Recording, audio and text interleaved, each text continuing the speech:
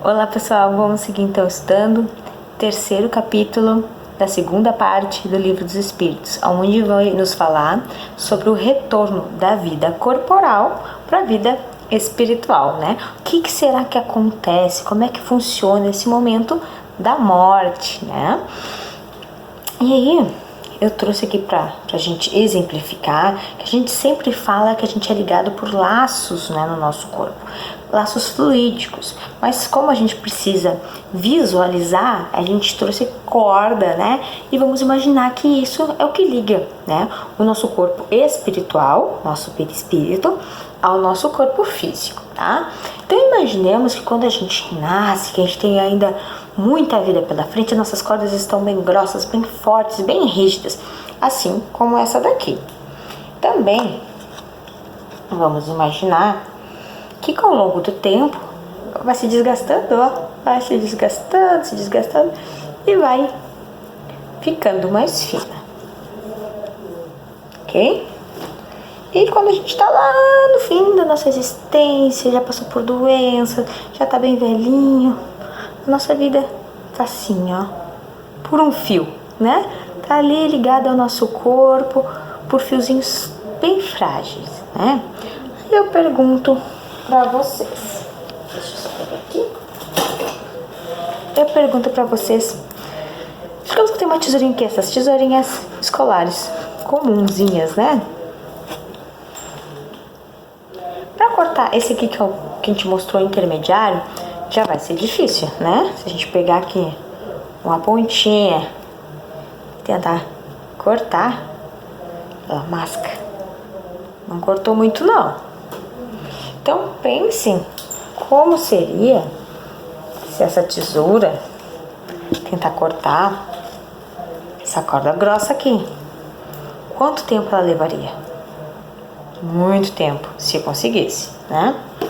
Mas a nossa tesourinha cortaria com facilidade essa linhazinha. Também não tanto, né? Mas, ó, cortou. Inclusive até com a mão, né? A gente consegue arrebentar essa aqui com facilidade. Então, o que eu quero mostrar pra vocês com essa atividade, tá? Que a gente, assim como esses fios, né?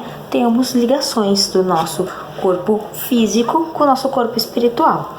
E conforme a gente vai ficando mais velhinho, esses laços vão ficando mais finos, mais sensíveis e mais fáceis. Então, quando a gente fala lá da separação do corpo, o que é o normal, né? É esses laços ir se enfraquecendo, a gente lá na velhice, né? Esses laços se romperem com muita facilidade, né? E o espírito nem perceber o fim da vida, não sentir nada, né? Ou também com a doença, né? As doenças também provocam o fim mais rápido desses laços. Mas então eu pergunto para vocês, se eu estou lá na minha juventude, forte, saudável, com os laços assim, ó, bem forte, e eu acabo provocando a minha morte, né? O suicídio. Com certeza vai ser bem mais difícil me desvencilhar, né? Não que seja impossível para os espíritos, mas aí entra aquela questão do merecimento, né? Então muitas vezes o espírito, principalmente em casos de suicídio, acaba mesmo após a morte passando um longo período preso ao seu corpo. Então, quando a gente for falar em desligamento do corpo físico, a gente vai falar em relatividade, né? Pode ser muito rápido, que é o caso daqueles que estão lá na hora de morrer mesmo, né? Com os fiozinhos bem fininhos, como pode ser demorado, como os laços rígidos de uma pessoa que não estava na hora de morrer, mas que provocou isso. A gente trouxe aqui essa outra atividade para a gente poder fixar, né, num joguinho, algumas perguntas, né, para a gente responder de uma forma um pouco mais dinâmica algumas situações que a gente encontra aí referente à morte. Vamos ver. Vamos na ordem aqui, né? O que levamos da vida material após a morte? Bem, nós sabemos que os bens físicos ficam aqui, né? Os bens materiais, ou seja, carro, casa, dinheiro, o celular, os brinquedos, nada disso a gente leva para dentro do caixão. Até pode levar para dentro do caixão, mas vai apodrecer junto com o corpo, né? A gente não leva para a vida espiritual, né? Então, o que a gente leva após a morte? Os nossos conhecimentos, né? Os nossos afetos, as nossas experiências, tanto positiva quanto negativa. Então, por isso, a gente tem que preparar muito bem durante a nossa existência as nossas bagagens, né? Pra gente levar bastante coisa útil dessa encarnação. Esse senhorzinho com dor aqui, né? Qual é a pergunta dele? Dói morrer? O espírito sofre ao separar do corpo? Bom, o espírito não sente dor, né? Então, muitas vezes a gente sofre muito mais e sente muito mais dor ao longo da nossa existência do que no momento da morte, aonde o espírito já antevê, né, já está ali visualizando o fim da sua jornada, né, a sua libertação. Então, antes de mais nada, para o espírito, a morte é se libertar, né, é voltar à sua vida antiga, a sua vida verdadeira. A gente tem que entender isso. Aqui nós viemos para a escola, né? Mas a nossa vida verdadeira é a vida espiritual, né? Então a gente volta a ser espírito. Temos a nossa individualidade após a morte. Se nós mantemos quem somos, o que pensamos, né? Se nós continuamos sendo um ser individual, sim, nós mantemos a nossa individualidade após a morte. A gente continua sendo quem a gente era, né? Com os mesmos pensamentos, tanto positivo quanto negativo também. Então, a gente não volta para um todo, né? A gente continua agora sem o corpo físico, né? Como espírito. A separação do corpo e alma podem acontecer antes da morte física? Os espíritos nos falam que a separação pode acontecer ali naquele momento ali de agonia, os instantes finais ali de sofrimento para o corpo físico. De acordo com o merecimento do espírito, ele já pode estar totalmente separado, né? E que essa separação é relativa, pode demorar de alguns minutos, né, a muito tempo, tá? Então, muito tempo mesmo, né? Meses, anos, conforme a necessidade do espírito. Mas que o espírito em si pode sim já estar liberto do corpo físico, né? E fica ali a vida orgânica, né? Sendo mantida ainda por mais alguns instantes. A separação do corpo e alma em morte violenta é imediata? Geralmente, né, nesses casos, há uma ruptura drástica, né, separando o corpo e a alma mais rápida, né. Que é perturbação pós-morte? É igual para todos?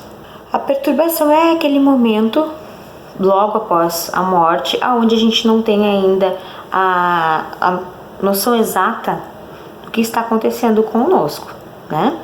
Então, se o espírito é mais liberto da matéria, já mais esclarecido, já procura a prática da caridade, esse momento tende a ser muito mais rápido, né? Então, pode demorar ali alguns minutos até a pessoa se situar, se organizar, como pode demorar muitos e muitos anos, né? Muito tempo para a pessoa conseguir se libertar da matéria e perceber o que está acontecendo com ela.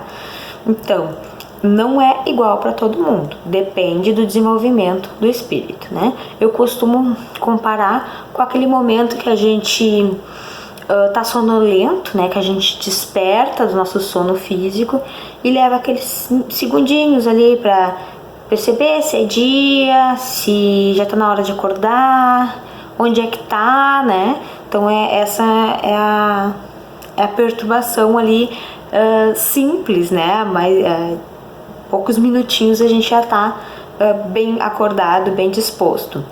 Mas para alguns espíritos isso pode levar muito mais tempo, né? Inclusive no livro fala que muitos espíritos participam do seu velório e não entendem que é seu, né? Tentam falar com as pessoas porque ainda estão apegados à matéria e não conseguem entender o que está acontecendo. Mas conforme ele vai se libertando da matéria, ele vai conseguindo entender melhor, bem mais rápido, né? Então, esse momento de perturbação varia de acordo com espírito para espírito. Reencontramos quem amamos imediatamente após a morte? Geralmente sim, né? No caso, mas é relativo também. Aqueles espíritos que a gente gosta, né? Que gostam da gente, eles tendo condições de ir ao nosso encontro, com certeza vão vir nos receber com muita alegria, porque nós estamos voltando à pátria, né? Que é a vida espiritual.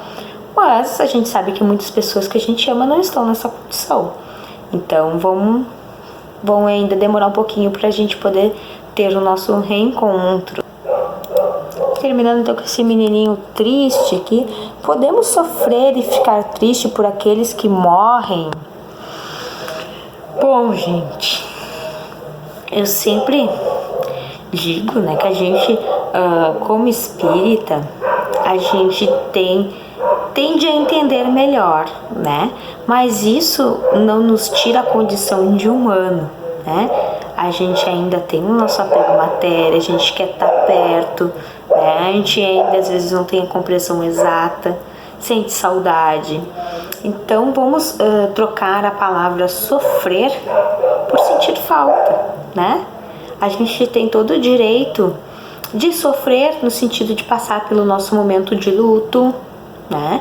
Que é importantíssimo para a gente dar seguimento à nossa vida, a gente se permitir o momento do luto, né? Cada um vai vivenciar da sua forma, mas passado esse momento, que a gente possa lembrar com bastante amor, bastante carinho das pessoas que nos antecederam, que foram importantes para nós, que com certeza elas vão receber esse amor aonde elas estiverem, né?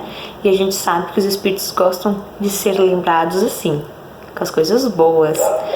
Mas o sofrimento, a gente ficar naquela angústia, naquele choro, naquela tristeza, lembrando da pessoa sempre com tristeza, com sentimentos pesados, a gente pode prejudicar, né, quem a gente ama. Então que a gente consiga se policiar para sentir saudade, para ter o nosso momento ali de luto e depois a gente conseguir falar, rezar por essa pessoa, né? E falar sobre ela com muito amor e muito carinho, mas sem sofrimento. Mas estamos numa caminhada, estamos aprendendo e não é fácil para nós aqui na Terra termos essa vivência na espiritualidade. Então, os espíritos também nos entendem, sabem que a gente precisa do nosso tempo.